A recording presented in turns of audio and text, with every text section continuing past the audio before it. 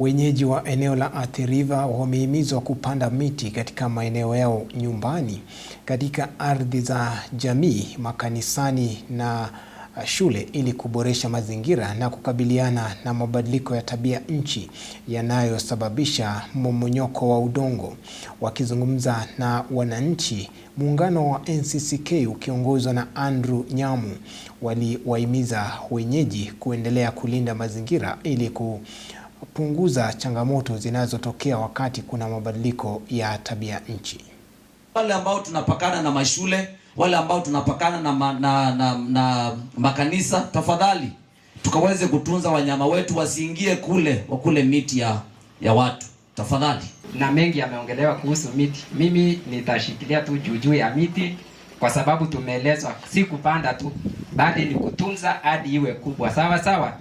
Na unapopanda ni lazima uhakikishe kwamba mahali umeipanda mbuzi hawawezi fikia, kwa sababu tunaelewa mbuzi na miti si wanapenda kuharibu.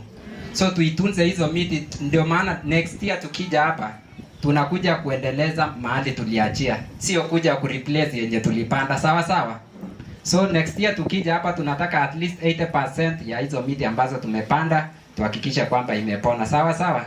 Kupanda miti kunakuwa na nyuki, wanaweka misiga, wanapata asali, wanauza, wanapata pesa. Mkipanda miti ya matunda, hiyo matunda inatunzwa, inapelekwa sokoni, inaleta pesa. Kwa hivyo tukiangalia kuna uhusiano mkubwa sana katika misitu na pesa. Kwenye kuna misitu mingi kuna pesa, kwenye hakuna misitu hakuna pesa. Kwa hivyo hiyo ndio ningehimiza, ukiona msitu wewe unaona pesa, ukiona jangwa unaona umaskini. Tumeshirikiana pamoja na county government na national government ambayo tumekuwa tukifanya kazi nao kwa miaka 2 ambayo imepita.